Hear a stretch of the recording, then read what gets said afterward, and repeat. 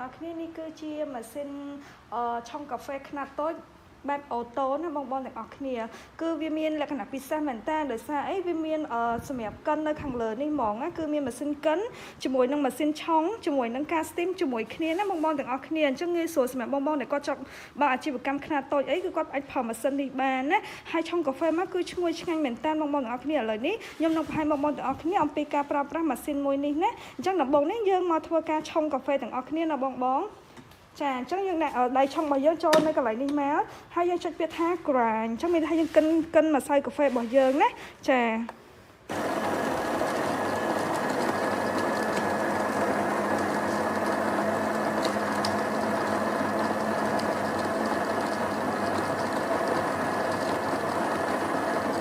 ចានៅពេលដែលបងដកដៃគឺវាឈប់កិន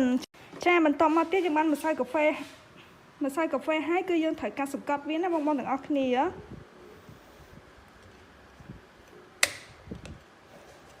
ចាសម្រាប់ខាងនេះវិញគឺសម្រាប់ឆុងណាបងទាំងអស់គ្នាគឺគេមាន1 shot និង2 shot ចាឬក៏យើងហៅថា single shot ឬក៏ double shot ណាគឺវាមាននៅក្នុងនេះតែមួយតែម្ដងចា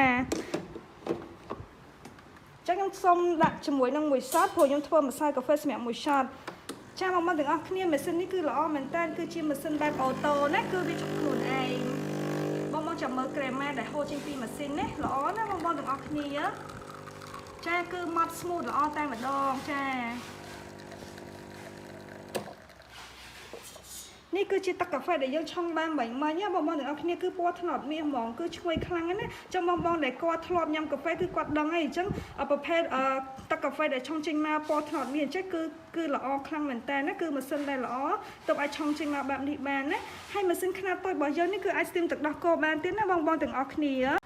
ឥឡូវយើងមកមើលការ steam បងទាំងអស់គ្នាអញ្ចឹងបងគ្រាន់តែមួលប៊ូតុងនេះមកកន្លែងចំហាយទឹកក្តៅមកគឺវាធ្វើការ steam ហ្នឹងណាអញ្ចឹងខ្ញុំបងឲ្យបងមើលចាកម្លាំងវាគឺខ្លាំងមែនតើបងធ្វើឲ្យទឹកដោះគោម៉ត់ល្អចាបងទាំងអស់គ្នាកម្លាំងគឺខ្លាំងមែនតើធ្វើឲ្យទឹកដោះគោរបស់យើងឆាប់ម៉ត់ smooth ល្អណាសម្រាប់បងដែលគាត់អត់ចិត្ត steam ក៏គាត់អាចប្រើបានណាបងទាំងអស់គ្នាចាបងទាំងអស់គ្នាមកកម្លាំងស្ទីមគឺខ្លាំងមែនតើណាបងទាំងអស់គ្នាហើយពពុះវិញគឺមកល្អមែនតើហ្មងណាអញ្ចឹងម៉ាស៊ីននេះគឺតូចមែនប៉ុន្តែល្អប្រាខ្លាំងណាស់បងទាំងអស់គ្នាគឺអាចស្ទីមទឹកដោះគោធ្វើឲ្យឆាប់ស្ដាងហើយឆាប់មកទៀតហើយអត់មានបែបពពុះធំអីណាបងទាំងអស់គ្នាបងមើលតែលំហ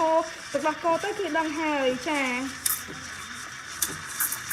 បងចង់បានពពុះតិចពពុះច្រើនក៏បានដែរតាមចិត្តបងហ្នឹងណានេះខ្ញុំយកពពុះរៀងច្រើនបងទាំងអស់គ្នានេះជាពពុះទឹកដោះគោដែលខ្ញុំស្ទីមមិញនេះហាចាគឺល្អមែនទែន smooth ខ្លាំងណាបងទាំងអស់គ្នា